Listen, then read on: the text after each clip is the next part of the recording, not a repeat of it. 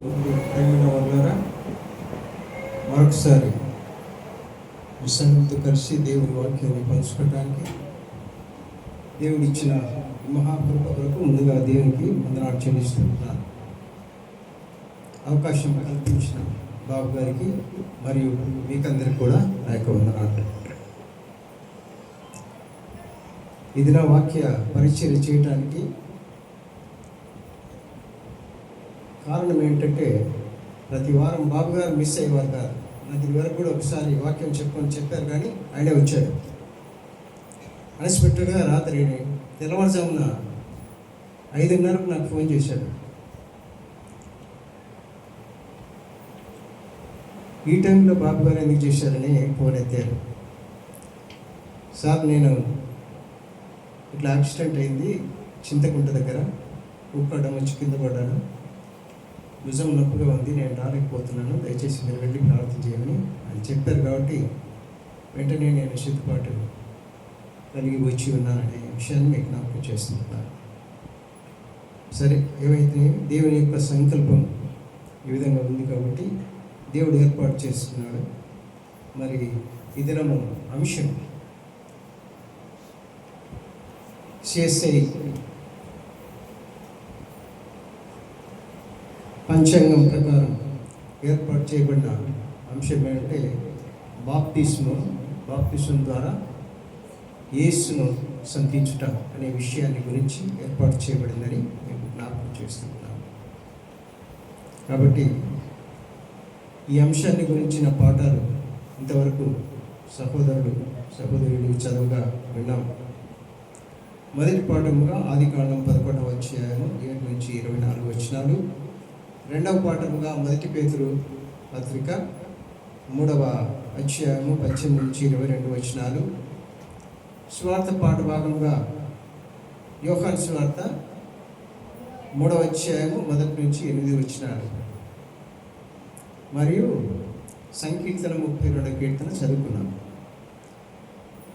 ఈ పాఠ భాగంలో అన్నిటి కూడా ఈ బాప్తిస్మాన్ని గురించిన విషయాలు అందులో ఎండి ఉన్నాయనే విషయాన్ని మీకు జ్ఞాపకం చేస్తూ ఉంటున్నాను. సరే, అంశాన్ని ధ్యానించుకునే పోయే ముందు తలలో నుంచి చిన్న ప్రార్థన చేస్తున్నాం. పరిశుద్ధమైన మా ప్రియ పరలోకపు తండ్రి, గత రాత్రికి ఇచ్చిన విశ్రాంతి కొరకు నీకు వందనాలు, స్తోత్రాలు చెల్లిస్తున్నాం. ఈ ఉదయకాల సజీవులుగా మరొకసారి మా ప్రభా నీ సన్నిధిని చేర్చి ఈ విధంగా మీరు ప్రేమించిన మీ కైప సంఘముతో మా ప్రభువా ఆరాధించుటకు, నిన్ను మహిమపరచడానికి, ఇదిగో ప్రభా నీ జీవం గల వాక్యాన్ని పంచుకోవటానికి మీరు మాకు ఇచ్చిన ఈ గొప్ప కృప కొరకు నీకు వందనాలు, స్తోత్రాలు చెల్లిస్తున్నాం. నాయనా, మేము మట్టి వారము నిశ్చితమైతే ఈ సమయం అంతటిని మీకు సమర్పించుకుంటున్నాం. మీరు మాతో ఉండండి, మాలో ఉండండి. నీ జీవగల మాటలను వినగల చెవులను, గ్రహించగల హృదయాన్ని చేరవచ్చిన మాకు అందరికీ దయచేయమని. ఇదిగో ప్రభా, మేము ప్రార్థిస్తుండగా మా ప్రార్థన మీ సంధి చేరి నీ పరిశుద్ధాత్మ మా అందరిపై కుమ్మరించబడి వాక్యము విని లోబడి వాటికి ప్రకారం జీవించడానికి నీ పరిశుద్ధ కార్యము జరిగించమని జ్ఞాపకం చేసి మనం చేస్తున్నాం. సంఘాన్ని ఆశీర్వదించండి, సంఘ పెద్దలను ఆశీర్వదించండి. సంఘంలో జరుగుతున్న ఆరాధనలన్నింటినీ నీకు మహిమకరంగా జరిగించమని జ్ఞాపకం చేస్తున్నాం. ప్రత్యేకంగా బాబు గారిని ఆశీర్వదించండి.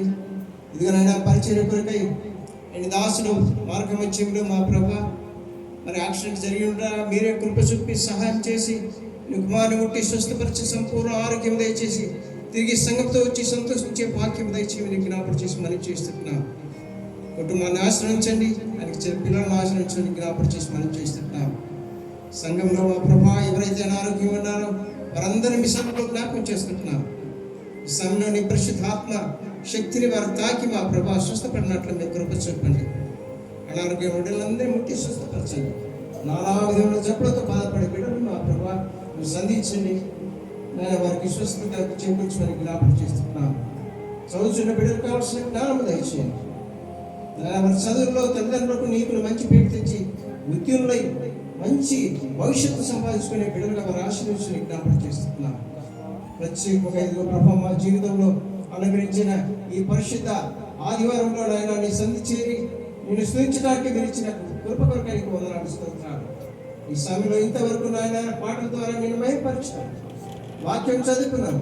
ఇదిగో ప్రభా వాక్యం వివరించబోతుండగా అయోగ్యులను అల్పులను ఎనికిలేని వాడిని నా నాయుడుగా నీ కృప చెప్పి నీ పరిశుద్ధాత్మతో నన్ను తాకి నా నోటిని నీ కూరగా వాడుకుని నీ జీవుల మాటను మాకు వినిపించి మా ప్రభా మమ్మల్ని మార్చి నీ చిత్తం ప్రకారం నడుచుకునే భాగ్యం దయచేయమని యేసు పరిశుద్ధ నామమున పేట ఈ ప్రార్థనకు సమర్పించి వేడుకొంచుచున్నాం ప్రభువా, ఆమేన్. ప్రభునందు ప్రియమైన వాళ్ళారా, ఇది నా విషయం. బాప్తిస్మం అంటే అందరం తెలుసుకుని ఉంటామని నేను గ్రహిస్తున్నాను. బాప్తిస్మం అంటే చాలామంది 2 రకాల బాప్తిసాలు తీసుకుంటారు. ఒకటి శిలకరింపు బాప్తిస్ము, రెండవది ముంచుడు బాప్తిసం. ఏది తీసుకున్నా దాని అర్థం ఏంటంటే నీటి ద్వారా అభిషేకం పొందటం. దానికంటే ముందు బాప్తిసం అంటే ఏంటంటే మనసు మార్చుకోవడం. పాత జీవితంలో ఉండే ఆ మనస్సును మార్చుకొని నూతన పరుచుకొని క్రీస్తుకులాగా జీవించడానికి సిద్ధపాటు కలిగి ఉండటానికి గుర్తుగా ఈ నీటి బాప్తిసాన్ని ఇస్తారనే విషయాన్ని జ్ఞాపకం చేస్తూ ఉంటున్నాను. చాలామంది చిన్నపిల్లలప్పుడే బాప్తిసం ఇస్తారు. అయితే ఆ చిన్నపిల్లల బాప్తిసం కొందరు ముంచుడు బాప్తిసం కోరుకున్నారు. ముంచుడు బాప్తిసం ఎందుకంటే యేసుక్రీస్తు ముంచుడు బాప్తిసం తీసుకున్నాడు కాబట్టి ముంచుడు బాప్తిసమే పరిశుద్ధమైనది అనే విషయంతో చిన్నపిల్లలు తీసుకొని వచ్చి ముంచమన్నారు. ముంచి తీసినప్పుడు ఊపిరాడక చనిపోయారు. కాబట్టి దీన్ని బట్టి ఈ బాప్తిసంలో కొన్ని మార్పులు తెచ్చారు. అదేంటంటే చిన్నపిల్లలప్పుడు నీళ్లు తల మీద పోసి చిలకరించి బాప్తిసం ఇస్తారు. క్రీస్తు బిడ్డగా, క్రీస్తు సంఘంలో క్రీస్తు బిడ్డగా మేము పెంచుతామని తీర్మానము పెద్దల ద్వారా చేయిస్తారు. ఆ తర్వాత పెద్దగైన తర్వాత నిర్ధారణ కార్యక్రమం ఉంటుంది. అంటే నేను క్రీస్తులాగా ఇక మీదట పెద్దల అధీనంలో కాకుండా నా స్వంతంగా క్రీస్తులాగా జీవిస్తానని చెప్పి తీర్మానం. కాబట్టి ప్రభునందు ప్రియమైన వాళ్ళారా, ఈ పరిశుద్ధ బాప్తిస్మం అనేది మనము ఈ లోకానుసారమైన జీవితాన్ని విడిచి పరలోక సంబంధమైన యేసుక్రీస్తు అను మన రక్షకుని మనము చేర్చుకొని ఆయన ద్వారా ఆయనలాగా మనం జీవించే ఈ ప్రక్రియను బాప్తిస్మం అనే పేరు పెట్టబడిందని మీకు జ్ఞాపకం చేస్తూ ఉంటున్నాను. ప్రభునందు ప్రేమైన వాళ్ళారా, ఈ బాప్తిస్మాన్ని గురించిన అంశాలు మీకు ఇంతవరకు మనం చదువుకున్నాం. ఇక్కడ ఆదికాండం 11వ అధ్యాయము 7 నుంచి 24 వచనాల వరకు చదువుకున్నాం. ఏమున్నాయి అందులో? ఏమున్నాయమ్మా? వంశావళులు ఉన్నాయి. వంశావళిలో ఆయన ఎన్ని దినాలు బతికాడు, ఈయన ఎన్ని దినాలు బతికాడు, ఈయన ఎన్ని దినాలు బతికాడు అని రాయబడింది. నిజంగా ఈ లోకానుసారమైన బ్రతుకు కాదు, కానీ ఆధ్యాత్మికంగా జీవించే బ్రతుకు మన జీవితంలో ఉండాలని వాళ్ళ జీవితాలు మనకు ముందు ఇచ్చారనే విషయాన్ని మీకు జ్ఞాపకం చేస్తూ ఉంటున్నాను. కాబట్టి ప్రభునందు ప్రియమైన వారులారా, ఈ లోకానుసారమైన జీవితం కాకుండా ఆధ్యాత్మికంగా అంటే యేసుతో కలిసి నడవటం ఈ జీవితానికి గుర్తుగా ఉందనే విషయాన్ని ఈ ఆదికాండంలో మోషే భక్తుడు రాసిన విషయాలు మీకు జ్ఞాపకం చేస్తుంటున్నాను. అలాగే నోవహుకు దేవుడు సెలవిచ్చాడు. ఏమని? ఈ లోకమంతా పాపంతో నిండి ఉంది కాబట్టి ఈ లోకంలో నీ ఒక్కడివే నాకు పరిశుద్ధులు కనబడుతున్నావు. కాబట్టి ఈ లోకాన్నంతా నేను నాశనం చేస్తా, నీవు మాత్రం ఒక ఓడను సిద్ధం చేసుకోమన్నాడు. ఓడను సిద్ధం చేశాడు. ఎన్ని దినాల వాక్యం ప్రకటించాడు? అయ్యా, నీటి ద్వారా ఈ లోకమంతా ముచ్చబడుతుంది, దయచేసి సిద్ధపాటు కలిగి మారు మనసు కలిగి అందరూ కూడా మరి మనసు మార్చుకొని జీవించాలని చెప్పి హెచ్చరిక చేశాడు. ఎన్ని సంవత్సరాలు చేశాడు? 40 సంవత్సరాలు చేశాడు. ఎన్ని సంవత్సరాలు? 40 సంవత్సరాలు హెచ్చరిక చేశాడు. ఏ ఒక్కరు కూడా మారలేదు. అయితే చివరిగా ఆయన ఓడ సిద్ధం చేసిన తర్వాత చెప్పాడు, ఈ లోకంలో ఉన్న జంతువులన్నీ కూడా పవిత్రపరచబడాలి. కాబట్టి నీతో పాటు ఈ లోకంలో మరి ఉన్న జంతువులు కూడా మగది ఆడది నీతో పాటు ఉంచుకోవాలి. ఎందుకంటే వాటన్ని నశించిన తర్వాత తిరిగి మళ్ళా సృష్టి చేసేదానికంటే అదే సృష్టిని డెవలప్ చేస్తాము అనే ఆలోచనతో దేవుడు ప్రతి జంతువులోనూ ప్రతి పక్షుల్లోనూ మరి ప్రాకే ప్రతి పురుగుల్లోనూ ఆడ మగ వాటిని అన్నింటినీ అందులో సమకూర్చారు. అయితే మనుషుల్లో మాత్రం ఎవరు వెళ్ళారు అందులోకి? నోవహు కుమారులు ఎంతమంది?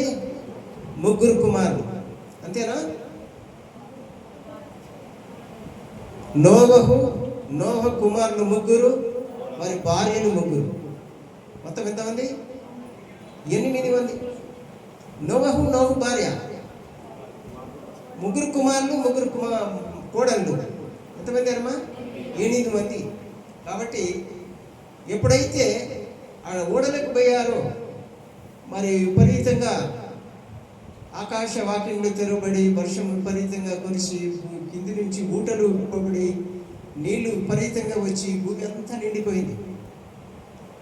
అంతకంటే ఎత్తైన కొండ ఏదుందో దాని మీద 50 అడుగులు పైకి వచ్చినట్లు వాక్యంలో రాయబడిన మాటను బట్టి నేను జ్ఞాపకం చేస్తుంటున్నాను. భూమి మీద పర్వతాలు ఎన్ని ఉన్నాయో ఆ పర్వతాలన్నిటి మీద 50 అడుగుల పై నీరు వచ్చింది. అప్పటికి ఈ కొండ మీద ఉన్న ఈ ఓడ ఏమైంది? నీళ్ళ మీద తేలి ఆడుతూ ఉంది. అందుకే ఎందుకు ఈ మాటలు రాయబడి ఉన్నాయంటే ఆ నీటి ద్వారా 8 మంది కూడా రక్షించబడ్డారని తెలియజేయడానికి. ఎలా రక్షించబడ్డారు? నీటి ద్వారా. అందుకే బాప్తిసం ఇచ్చేటప్పుడు మరి నీరు మీద చిలకరిస్తారు. కాబట్టి ప్రభునందు ప్రియమైన వారులారా, అలాగే నిర్గమకాండంలో వెళ్తే ఇశ్రాయేలు జనాంగాన్ని బానిసత్వం నుంచి విడిపించారు. బానిసత్వం నుంచి దేవుడు విడిపించి మోషే ద్వారా తీసుకొని వచ్చినప్పుడు ఆ ఎర్ర సముద్రం గుండా నడిపిస్తూ ఉండగా ఆ నీరు అటు ఇటు గోడల మాదిరి నిలబడుకున్నాయి. వీళ్ళు ఎట్లా పోయారు? వాటి మధ్యలో దాటిపోయారు. నీటి మధ్యలో ఎప్పుడైతే దాటిపోతారో అప్పుడు వారికి మారు మనసు కలిగిందనే విషయాన్ని మీకు జ్ఞాపకం చేస్తూ ఉంటున్నాను. కాబట్టి నీటి ద్వారా ఒకరు ప్రత్యేకించబడిన వారందరూ కూడా, నీటి ద్వారా ప్రత్యేకించబడిన వారందరూ కూడా మరి మనస్సు మార్చుకొని దేవుని చిత్త ప్రకారం జీవించడానికి కూడా సిద్ధపాటు కలిగి ఉండాలనే సూచనకు ఇవన్నీ కూడా బైబిల్ గ్రంథంలో రాయబడి ఉన్నాయని మీకు జ్ఞాపకం చేస్తూ ఉంటున్నాను. ముఖ్యంగా బాప్తిసానికి గుర్తు అది, మారు మనసుకు గుర్తు అది. మారు మనసుకు గుర్తు ఈ బాప్తిసం. బాప్తిసం ద్వారా మనసు మారదు, కానీ మనం మనసు మార్చుకున్న తర్వాత ఆ బాప్తిసం తీసుకున్నాము, మేము మనసు మార్చుకున్నాము గుర్తుగా ఆ బాప్తిసం ఇవ్వబడుతుందనే విషయాన్ని జ్ఞాపకం చేస్తున్నాను. అంతేకాని బాప్తిసం తీసుకుంటే మనసు మారుతుంది కాదు. చాలామంది బాప్తిసం తీసుకొని మందు తాగుతున్నారు. చాలామంది మందు తాగి వచ్చి దేవుని శరీర రక్తంలో పాలు పంచుకునే వారు చాలామంది ఉన్నారు. ప్రభునందు ప్రియమైన వారులారా, అది చాలా తప్పు. అది చాలా తప్పు. వారి జీవితాలకు అది ప్రయోజనం కాదని మీకు జ్ఞాపకం చేస్తున్నాను. కొరింథీ పత్రికలో చెప్తాడు, అట్లా ఇర్రెగ్యులర్గా తీసుకుంటే చచ్చిపోతారని చెప్పాడు. అలా తీసుకుంటే చచ్చిపోతారు, రోగులు అవుతారని రాయబడింది.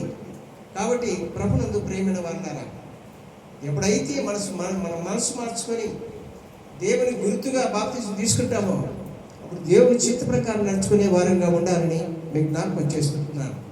వెనుదిరిగే వారంగా ఉండకూడదు, వెనుదిరిగే వారంగా ఉండకూడదని మీకు జ్ఞాపకం చేస్తూ ఉంటున్నాను. ప్రభునందు ప్రియమైన వారులారా, అందుకే ఈ పేతురు పత్రిక 3వ అధ్యాయం నాకు చదువుకున్నాం కదా. పేతురు పత్రిక 3వ అధ్యాయము అమ్మా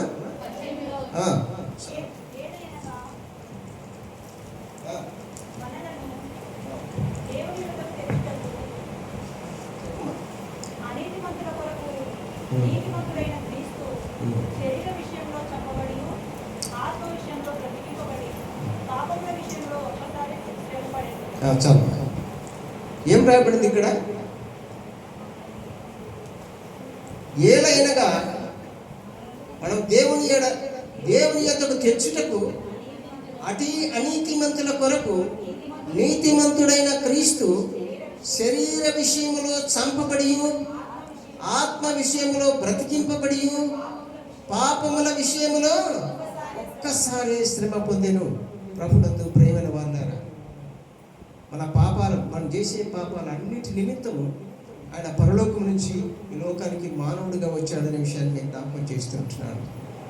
ప్రభునందు ప్రేమైన వారులారా, ఆయన ఈ లోకానికి వచ్చి తన శరీరాన్ని ఒకసారి ఆ శ్రమల ద్వారా అర్పించుకొని మనకు పాప క్షమాపణ దయచేశాడు. కాబట్టి ఎప్పుడైతే ఆయన శరీరం మన కొరకై ఆ శిలువ వేయబడిందో, రక్తము చిందించబడిందో, ఆ రక్తం ద్వారా మనందరూ కూడా కడగబడ్డామని జ్ఞాపకం చేసుకోవాలి. ఎవరైతే మనసు మార్చుకుంటారో, అందుకే యేసుక్రీస్తు ఈ లోకానికి వచ్చినప్పుడు మొట్టమొదట ప్రవచించినది ఏమంటే మార్కు సువార్త 1వ వచనంలో ఉంటుంది. దయచేసి సార్ చదవండి. మార్కు సువార్త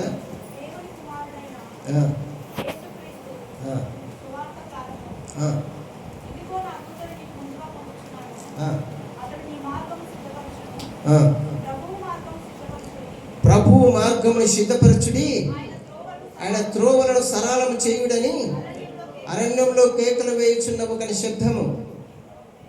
ప్రభునందు ప్రేమైన వారులారా, యేసుక్రీస్తు రాకడకు ముందు జరిగిన విషయాలు ఇక్కడ రాయబడినాయి. అయితే యోహాను వచ్చి ఏం చెప్పాడు? దేవుని రాజ్యము సమీపించింది, మారు మనసు పొందండి. దేవుని రాజ్యము సమీపించింది కాబట్టి మారు మనసు పొందండి. ప్రభునందు ప్రేమైన వారులారా, దేవుని రాజ్యము సమీపంగా ఉంది. అప్పుడు చెప్తున్నారు, ఇప్పుడు కూడా చెప్తున్నారు. కానీ ఇంకా కూడా దేవుని రాజ్యము రాలేదని నిర్లక్ష్యం చేస్తే దేవుని రాకడ ఎప్పుడో మనకు తెలియదు. మనం పాడుకుంటుంటాం, నేడో రేపు నా ప్రియుడు యేసు రానయ్యాడని పాట పాడుకుంటాం కదా. కాబట్టి ఎప్పుడు వస్తాడో ఆయన రాకడ తెలియదు. వచ్చే లోపల ఆయన చూస్తే ఎవడు నీతిమంతులుగా కనపడతాడో, ఎవడు పరిశుద్ధంగా జీవిస్తూ ఉంటాడో వాడిని మాత్రమే తిరిగి మధ్యాకాశానికి ఆయన పిలుచుకుంటాడనే విషయాన్ని నేను జ్ఞాపకం చేస్తూ ఉంటున్నాను. ప్రభునందు ప్రేమైన వారులారా, నిర్లక్ష్యంగా జీవించే వారిని ఈ లోకంలో విడవబడి అనేక శ్రమల పాలు అవుతారనే విషయాన్ని నేను జ్ఞాపకం చేస్తుంటున్నాను. కాబట్టి దేవుని రాజ్యానికి మనం ప్రవేశించాలంటే ఎలా ఉండాలి? మారు మనసు కలిగి ఉండాలి. ఎప్పుడైతే అలాంటి మనసు కలిగి ఉంటామో దేవుని రాకడలో మనం కూడా పాలిపంపులు కలిగి ఉంటామని నేను జ్ఞాపకం చేస్తూ ఉంటున్నాను. ప్రభునందు ప్రేమైన వారులారా, మరి ఇంకా అదే పత్రికలు కిందే రాసిన మాటలు జ్ఞాపకం చేసుకుందాం.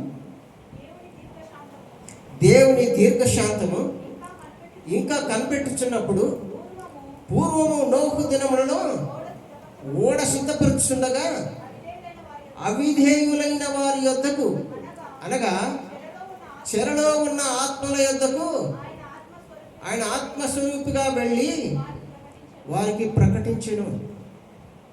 ప్రభునందు ప్రియమైన వారులారా, చెరలో ఉన్న ఆత్మలంటే దేవుడంటే ఎరగని ఆత్మల దగ్గరికి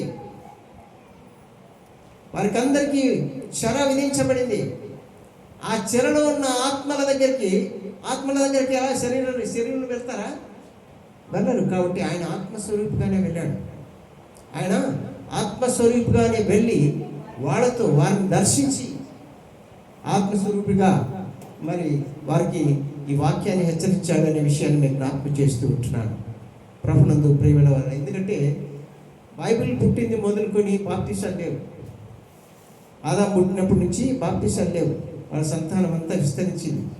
ఆ తర్వాత నోవహు తర్వాత కూడా లేవు. కానీ నోవహు కాలంలో జరిగిన విషయాలు మీకు ఆయన జ్ఞాపకం చేస్తూ ఉంటున్నాడు. యేసుక్రీస్తు చనిపోయిన తర్వాత ఆత్మస్వరూపుగా ఈ ఆత్మలు, చనిపోయిన మన పితరుల ఆత్మలు ఎక్కడున్నాయో అక్కడికి వెళ్ళాడు ఆయన. అంటే ఇప్పుడు యేసుక్రీస్తు వచ్చిన తర్వాత కాదని చెప్పేది, యేసుక్రీస్తు రాక మునుపు చనిపోయిన వారి ఆత్మల యొద్దకు వెళ్ళి వారికి హెచ్చరిక చేశాడు. ఎందుకంటే అందరికీ సువార్త ప్రకటించబడాలి, మానవల్సి పొందాలి అందరూ, అప్పుడే వారికి రక్షణ. అందుకే ఆత్మస్వరూపుడిగా వెళ్ళి అక్కడ వారికి ఆయన వాక్యాన్ని ప్రకటించాడు. నేను రాయబడిన వాటిని బట్టి మీకు జ్ఞాపకం చేస్తూ ఉంటున్నాను. అలా రక్షించబడిన వారి ఆత్మలు తిరిగి దేవునితో సమకూరుతాయి.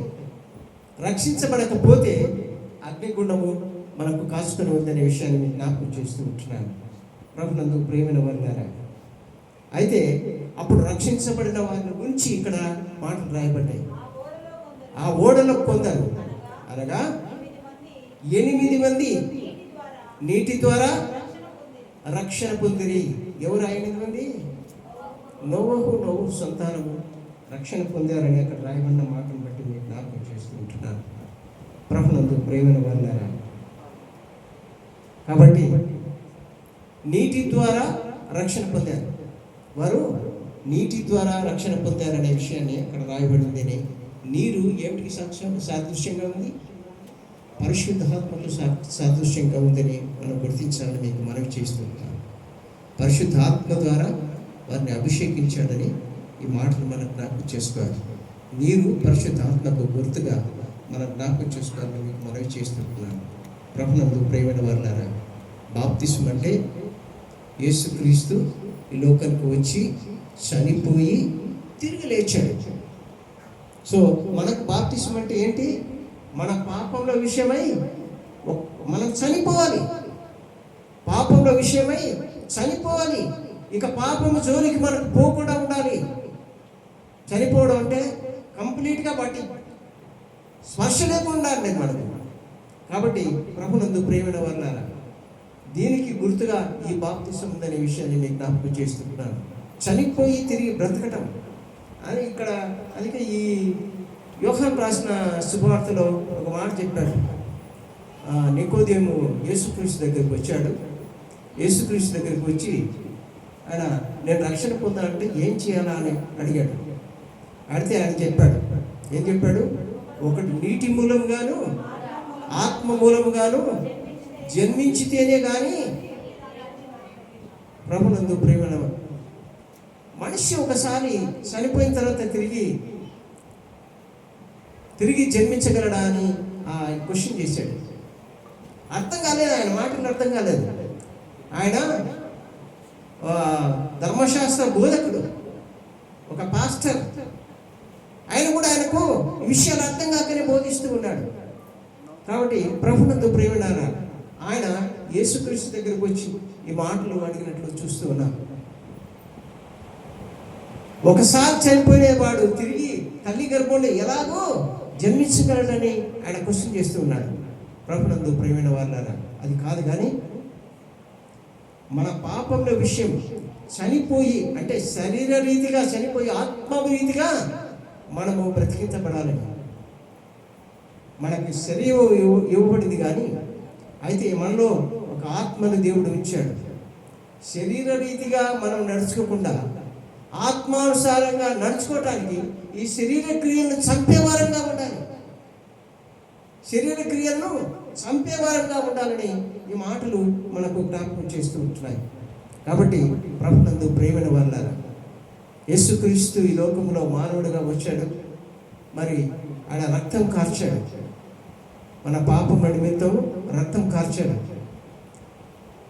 ఎవరైతే ఆయనను అంగీకరిస్తారో, యోహాను సువార్త 1వ అధ్యాయము 12వ వచనంలో కొంత మాట రాయబడింది. యోహాను సువార్త తన్ను ఎందరు అంగీకరించినో వారందరికీ, అనగా తన నామమునందు విశ్వాసం ఉంచు వారికి దేవుని పిల్లలగుటకు ఆయన అధికారం అనుగ్రహించాను. ప్రభునందు ప్రేమైన వారులారా, దేవుని పిల్లలు కావాలంటే ఏం చేయాలి? యేసుక్రీస్తును అంగీకరించే వారంగా ఉండాలి. యేసుక్రీస్తును అంగీకరించే వారంగా ఉండాలనే విషయాన్ని మీకు జ్ఞాపకం చేస్తూ ఉంటున్నాను. మనం బయటకు వెళ్తే ఏం క్యాస్ట్ అని అడిగితే ఏం చెప్తాం? మనం క్రిస్టియన్స్ అంటే క్రైస్తవులు. తెలుగులో ఏమంటారు? క్రైస్తవులు కదా. క్రైస్తవులు అంటే అర్థం ఏంటి? Follower of the Christ. క్రీస్తును అనుకరించేవాడు, క్రీస్తులాగా జీవించేవాడు. జీవిస్తున్నావా? కేవలం పేరు మాత్రం పెట్టుకుంటున్నాం, ఈ పేరు మాత్రం పెట్టుకుంటున్నాం. కాబట్టి ప్రభునందు ప్రియమైన వాళ్ళారా, అలా పేరుకు మాత్రం క్రైస్తవులు కాకుండా పేరుకు తగ్గట్టుగా క్రీస్తును అనుసరించే వారంగా, క్రీస్తు లోకంలో ఎలా జీవించాడో అవన్నీ మనం చూసాం. ఆయన ఈ లోకంలో మనకు మార్గదర్శిగా ఒక మార్గం ఏర్పాటు చేసి వెళ్ళాడు. కాబట్టి అలా జీవించడానికి ఒక మార్గం మనకు చూపించాడనే విషయాన్ని మీకు జ్ఞాపకం చేస్తుంటున్నాను. కాబట్టి ప్రభువునందు ప్రియమైన వారులారా, యేసుక్రీస్తు ఈ లోకానికి వచ్చి మన నిమిత్తము ఆయన తన శరీరాన్ని బలియాగముగా అర్పించాడనే విషయాన్ని మీకు జ్ఞాపకం చేస్తూ ఉంటున్నాను. శరీరాన్ని బలియాగంగా అర్పించాడు. ఆత్మస్వరూపుడిగా వెళ్ళి దేవుని కుడిపార్శ్వన కూర్చుని ఉన్నాడు. కాబట్టి మనం కూడా ఈ లోకంలో శరీరాన్ని చంపివేసే వారంగా ఉండాలి. శరీరాన్ని అంటే మనం చనిపోవడం కాదు, మనలో ఉన్న శరీర క్రియలు చంపివేసే వారంగా ఉండాలని మీకు జ్ఞాపకం చేస్తూ ఉంటున్నాను. ప్రభువునందు ప్రియమైన వారులారా, అందుకే ఈ మాటల గురించి హెబ్రీ పత్రికలో 9వ అధ్యాయము 11-12 వచనంలో ఒక మాట రాయబడి ఉంది. ఒకసారి జ్ఞాపకం చేస్తాం. 9వ అధ్యాయం 11వ వచనం 12. అయితే క్రీస్తు రాబోచున్న మేలుల నిమిత్తము ప్రధాన యాజకుడుగా వచ్చి తానే నిత్యమైన విమోచన సంపాదించి హస్తకృతము కానిది, అనగా ఈ సృష్టి సంబంధము కానిదియు మరియు ఘనమైనదియు పరిపూర్ణమైనదియు అయిన గుడారము ద్వారా మేకల యొక్కయు ఓడల యొక్కయు రక్తముతో కాక తన స్వరక్తముతో ఒక్కసారే పరిశుద్ధ స్థలంలో ప్రవేశించను. ప్రభువునందు ప్రియమైన వారులారా, పురాతన కాలంలో అంటే పాత నిబంధన కాలంలో పాపములు క్షమించబడాలంటే ఏం చేసేవారు? బళ్ళు అర్పించేవారు. ఏంటి? మేకలు, కోడెలు బళ్ళు అర్పించేవారు. అయితే ఈ బళ్ళు అర్పించడానికి ఒక యాజకుడు ఉండేవాడు. అయితే సంవత్సరానికి ఒకసారి ప్రధాన యాజకుడు మన పాపముల అందరి పాపముల నిమిత్తము తర్వాత తన పాపముల నిమిత్తము ఆ రక్తాన్ని ఎక్కడ తీసుకుపోయేవాడు? పరిశుద్ధ స్థలంలోనికి.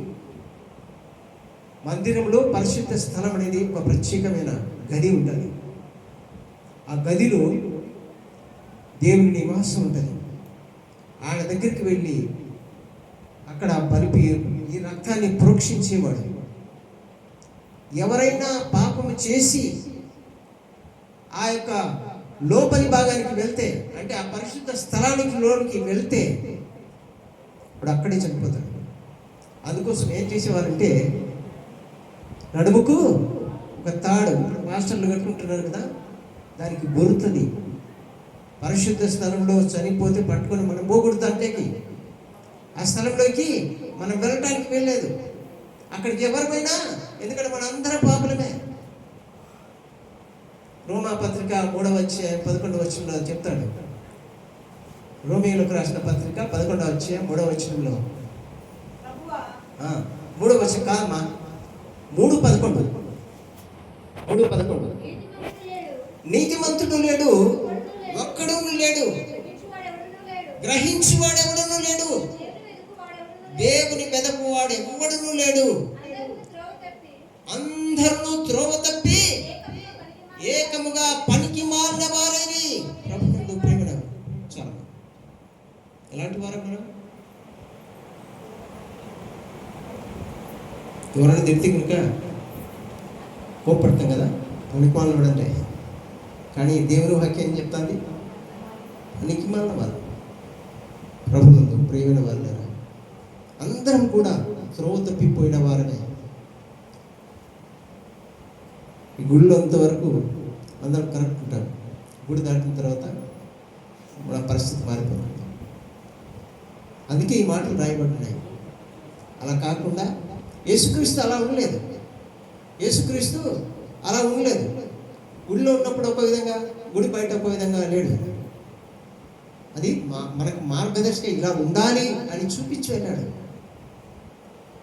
మనకు కొన్ని సమస్యలు వస్తాయి, ఉన్నది ఉన్నట్లు జీవిస్తే ఇంకా మనకు సమస్యలు వస్తాయి. కానీ ఆ సమస్య వచ్చినప్పుడే ఎదుర్కొనే వారంగా ఉండాలి. అలా కాకుండా బయటికి వెళ్తే కనుక మన దగ్గర 1,00,000 రూపాయలు ఉంటాయి, వాడు 10,000 రూపాయలు ఉంటే అబ్బా లేదు, మన పరిస్థితి ఎలా ఉంటుంది? ప్రభునందు ప్రేమైన వాళ్ళారా, అయితే యేసుక్రీస్తు లోకంలో వచ్చి మన కొరకు మనం చేసిన ఇటువంటి అపరాధములన్నిటి నిమిత్తం ఆయన రక్తము చిందించాడని అక్కడ రాయబడిన మాటను బట్టి మీకు జ్ఞాపకం చేస్తున్నాను. పూర్వీకులు చేసే ఆ రక్తం వల్ల కాదు, ఆ మేకల రక్తము, కోడల రక్తము అలాంటిది కాదు. అలాంటి రక్తం తీసుకొని పోతా ఉంటే వాళ్ళు ఎంటు కొరకు తీసుకుపోతున్నారు. వాళ్ళు మా పాపాలు క్షమించబడాలని. క్షమించబడినాయి వాళ్ళవి. ఒకవేళ క్షమించబడితే ప్రతి సంవత్సరం ఎందుకు తీసుకుపోయేవారు? వాళ్ళ పాపాలు క్షమించబడలేదు. అందుకోసమే ప్రతి సంవత్సరం ఏడాదికి ఒక్కసారి ఆ పరిశుద్ధ స్థలంలోనికి తీసుకువెళ్ళే, ఆ పరిశుద్ధ స్థలంలోనికి ఆ రక్తాన్ని తీసుకువెళ్ళేవారనే విషయాన్ని అక్కడ రాయబడిన మాటను బట్టి మీకు జ్ఞాపకం చేస్తుంటున్నాను. ప్రభువుతో ప్రేమైన వాళ్ళారా, అయితే యేసుక్రీస్తు వచ్చిన తర్వాత ఇక బలి, ఈ లోకంలో బలి ఉండకూడదని తానే స్వతహాగా ఒక బలి పశువుగా మారి తన రక్తం చిందించి మనందరి పాపాలు క్షమించబడ్డాయి. ఇక మనం అందరం కూడా పరిశుద్ధులమే, ఆయన రక్తం ద్వారా కడగబడిన వారమే. ఎప్పుడు? మారు మనసు కలిగి ఉన్నప్పుడు, మారు మనసు కలిగి ఉన్నప్పుడు అప్పుడే మన దేవుని రాజ్యానికి వారసులం అవుతాం. చాలామంది ఉన్నారు బైబిల్ చదివి కొన్ని విషయాలు క్వశ్చన్ చేసి వాళ్ళు ఉన్నారు. శిలువ మీద దొంగ బాప్తీసం తీసుకున్నాడు, ఆయన పరలోకం తీసుకుపోయాడు కదా అంటారా అనేవాళ్ళు ఉన్నారు. కానీ బాప్తీసం ముఖ్యం కాదు, మనస్సు మార్చుకోవాలి, మనస్సు మారాలి. ఎప్పుడైతే యేసుక్రీస్తు పరిస్థితిని చూచాడో వాడు మనసు మారిపోయింది. అక్కడ ప్రభువా నన్ను క్షమించు, నన్ను నీ రాజ్యంలో ఒకనిగా చేర్చుకొని ఎప్పుడైతే చెప్పాడో వెంటనే యేసుక్రీస్తు చెప్పాడు, నేడు నీవు నాతో కూడా పరదేశంలో ఉంటావని చెప్పాడు. కాబట్టి ప్రభునందు ప్రేమైన వాళ్ళారా, బాప్తిసం అనేది ముఖ్యం కాదు, కానీ ముఖ్యంగా మన మనసు మార్చుకొని జీవించగలిగి ఉండాలని మీకు జ్ఞాపకం చేస్తూ ఉంటున్నాను. ప్రభునందు ప్రియమైన వాళ్ళారా, ఈ పాస్టర్ ఇక్కడ నికోదేము అనే పాస్టర్ వెళ్ళి ఆయన అడిగాడు, నేను దేవుని రాజ్యానికి వెళ్ళాలంటే ఏం చేయాలని. తిరిగి జన్మించాలంటే ఆయనకు అర్థం కాలేదు. తిరిగి జన్మించడం అంటే ఈ లోకంలో ఉండే ఈ మన శరీర ఆశలు కోరికలు అన్నిటిని కూడా విడిచిపెట్టి మరి దేవుని చిత్త ప్రకారం జీవించడమే, అదే దాన్నే నూతన జన్మ అన్నాడు. ఆయన అర్థం చేసుకోలేక ఒకసారి చనిపోయినాడు, తిరిగి తల్లి గర్భంలో ఎలా జీవిస్తాడని చెప్పి అక్కడ క్వశ్చన్ చేస్తూ ఉన్నాడు. కాబట్టి ప్రభునందు ప్రియమైన వారులారా, ఈనాడు నేను మీకు జ్ఞాపకం చేసేది ఏమంటే, బాప్తిస్మం అనేది నీటి ద్వారా గుర్తు. ఈ లోకంలో మనం మానమనసు పొందామనే దానికి గుర్తు క్రీస్తు.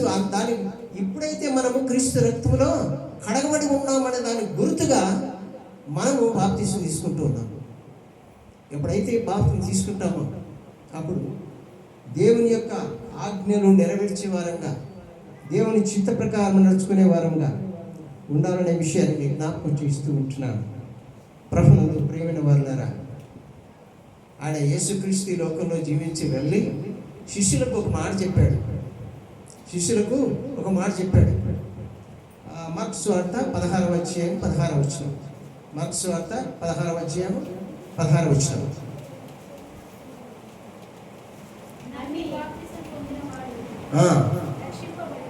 నమ్మి బాప్తిసం పొందినవాడు రక్షించబడును, నమ్మని వాడికి శిక్ష విధించబడును.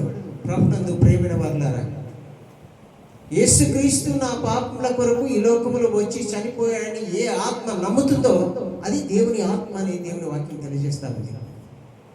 అలా ఎవరైతే నమ్ముతారో వారందరూ కూడా రక్షణ కలుగుతుందని ఈ వార్త మీరందరూ కూడా మీరు స్వార్థ చెప్పండి వాళ్ళకు. స్వార్థ అంటే ఏంటి? లోకంలో యేసుక్రీస్తు మా పాపాల కొరకు వచ్చాడు, చనిపోయాడు, తిరిగి పరలోకానికి వెళ్ళాడు. ఇదే స్వార్థ.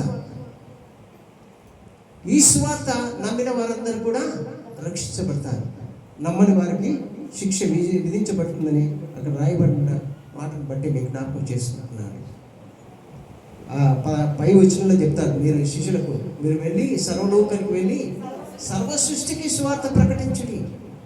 ప్రభునందు ప్రియమైన వాళ్ళ శిష్యులు వచ్చారు, స్వార్థ ప్రకటించారు, తమ ప్రాణాలు పోనంతగా ప్రయాసపడ్డారు. అందరూ రక్షించబడ్డారా? మరి పని మిగిలిపోయింది. ఎవరు చేయాలి? ఈ రక్షణ సువార్తను వెదజల్లే పని ఇంకా మిగిలిపోయింది. ఎవరు చేయాలి? పాస్టర్లేనా? ప్రభునందు ప్రియమైన వాళ్ళారా, పేతురు రాసిన పత్రిక 2వ అధ్యాయం 9వ వచనంలో ఒక మాట తెలియజేస్తాడు. పేతురు రాసిన పత్రిక 1 పేతురు పత్రిక 2వ అధ్యాయం 9వ వచనం. అయితే మీరు చీకటిలో నుండి ఆశ్చర్యకరమైన తన వెలుగులోనికి మిమ్మల్ని పిలిచిన వాడి శ్రేష్టత్వమును ఆయన గుణాతిశయములను ప్రచురము చేయ నిమిత్తము ఏర్పరచబడిన వంశమును, రాజులైన యాజక సమూహమును, పరిశుద్ధ జనమును, దేవుని సొత్తైన ప్రజలునై ఉన్నారు. ప్రభునందు ప్రియమైన వల్ల ఎవరు మనం? ఏర్పరచబడిన వంశం, పరిశుద్ధమైన జనం, దేవుని సొత్తు. కాబట్టి దేవుని పని మనం చేయవలసిన వారమై ఉన్నామనే విషయాన్ని నేను జ్ఞాపకం చేస్తూ ఉంటున్నాను. ప్రభునందు ప్రియమైన వారులారా, ఈ పరిచర్యలో ఎన్నో ప్రయాసాలు, ఎన్నో వేదనలు, ఎన్నో అవమానాలు ఆయన కూడా తట్టుకుని దాన్ని చేయగలిగితేనే చివరికి మనకు భాగ్యం దొరుకుతుందని, ఆ కిరీటం దొరుకుతుందనే విషయాన్ని నేను జ్ఞాపకం చేస్తుంటున్నాను. ప్రభునందు ప్రియమైన వారులారా, ఈ లోకంలో మరి బాప్తిసం తీసుకుంటున్న మనం ఎలా జీవిస్తున్నామో ఒకసారి మనకు మనమే పరీక్ష చేసుకోవాలని మనవి చేస్తూ ఉంటున్నాను. క్రీస్తు ఈ లోకంలో బాప్తిసం తీసుకున్నాడు, పరిశుద్ధాత్మను పొందుకున్నాడు. బాప్తిసం తీసుకున్నప్పుడు ఆ నీటిలో నుంచి బయటకు వస్తుంటే ఏం జరిగింది? పరిశుద్ధాత్మ పావురం వల్ల ఆయన మీదకి వచ్చి వాడింది. ఆకాశం నుండి ఒక శబ్దము, ఈయన నా ప్రియ కుమారుడు, ఈయన ఎందుకు నేను ఆనందిస్తున్నాను అని శబ్దం ఆకాశం నుంచి వస్తుంది. కాబట్టి ప్రభునందు ప్రేమైన వారులారా, బాప్తిసం ద్వారా ఆత్మను పొందుకొని మరి దేవుని చిత్తము నెరవేర్చగల వారంగా ఉండాలని మీకు జ్ఞాపకం చేస్తూ ఉంటున్నాను. ఎప్పుడైతే బాప్తిసం నుంచి బయటకు వచ్చాడో సాతాను వెంటనే ఆయన అరణ్యంలోనికి కొనిపోయింది. అరణ్యంలో 40 రాత్రులు 40 పగళ్ళు అక్కడ ఉన్నాడు ఆయన. 40 రాత్రులు 40 పగళ్ళు ఏమీ ఆహారం తీసుకోలేదు. తిరిగి వచ్చిన తర్వాత 40 రాత్రులు 40 పగళ్ళు ముగిసిన తర్వాత సాతాను వచ్చి శోధించాడు. ఆ శోధన నుంచి జయించగలిగాడు యేసుక్రీస్తు. సాతానుకు నీకంటే బాగా వాక్యం తెలుసు కాబట్టి వాక్యాలను ఎత్తి చెప్పింది. నువ్వు ఇక్కడి నుంచి దుంకితే దేవదూతలు ఎత్తి పట్టుకుంటారని గ్రంథంలో రాయబడింది కదా, దుక్కు. ఈ రాళ్లను రొట్టెలుగా చేసుకొని తిను. కానీ దేవుడు వాక్యం ద్వారా దానికి జవాబిచ్చాడు. మనుష్యుడు రొట్టె వలన మాత్రం కాదు కానీ దేవుని నోట నుండి వచ్చు ప్రతి మాట వలన జీవించాలని ఇక్కడ తెలియజేసిన మాటను బట్టి మీకు జ్ఞాపకం చేస్తూ ఉంటున్నాను. కాబట్టి ప్రభునందు ప్రియమైన వారులారా, బాప్తిసం తీసుకున్న మనం మరి వాక్యం ద్వారా కడగబడిన మనము వాక్యం మన హృదయంలో ఉంచుకొని వాక్యానుసారంగా జీవించే వారంగా ఉండాలని మీకు జ్ఞాపకం చేస్తూ ఉంటున్నాను. అలా కాకుండా పెళ్ళి అవుతుందని చెప్పి అంతవరకు బాప్తిసం చేసుకుండా పెళ్లి కోసం బాప్తిసం తీసుకున్నది కాదు. అది బాప్తిసం అని ఎంచబడదు. పెళ్లి కొరకు తీసుకునేది బాప్తిసం కాదు. ఎప్పుడు నీ యుక్త వయసు ఎప్పుడైతే వస్తుందో, యుక్త వయసు అంటే మంచి చెడ్డలు తెలుసుకునే ఆ జ్ఞానం ఎప్పుడైతే వస్తుందో అప్పుడే నీవు దేవునికి నీ ఆత్మను సమర్పించుకోవాలని మీకు జ్ఞాపకం చేస్తూ ఉంటున్నాను. మన శరీర క్రియలను చంపుకునే వారంగా ఉండాలనే విషయాన్ని జ్ఞాపకం చేస్తున్నాను. కాబట్టి బాప్తిసం యొక్క ఈ పరమార్థాన్ని మనం తెలుసుకొని అలాగ జీవించడానికి ప్రయత్నం చేయాలని ఈ చిన్న మాటల ద్వారా మీకు హెచ్చరిక చేస్తున్నాను. దేవుడి మాటలు దీవించి ఆశీర్వదించి మనందరిలో ఫలింపజేయను గాక. తలవంచిన ప్రార్థిస్తాను. పరిశుద్ధమైన మా ప్రియ పరలోకపు తండ్రి, ఈ ప్రత్యేక పరిశుద్ధ ఆదివారంలో నాయన బాప్తిసం అనే అంశాన్ని గురించి మాట్లాడడానికి మీరు మాకు ఇచ్చిన కృపను బట్టి నీకు వందనాలు, స్తోత్రాలు. నాయన ఇవి నా మాటలు కాదు, మీరే వీళ్ళతో మాట్లాడారు. తద్వారా వారికి విశ్వాసం కలిగజేయమని, బాప్తిసం యొక్క పరమార్థాన్ని వారు గుర్తించి నీ చిత్త ప్రకారం జీవించడానికి మీ కృప చూపమని, వాక్యం విన్న ప్రతి ఒక్కరిలో మా ప్రభువా నీ పరిశుద్ధ ఆత్మను కుమ్మరించమని యేసు నామములో అడిగి వేడుకొంచుతున్నాము ప్రభువా. ఆమేన్.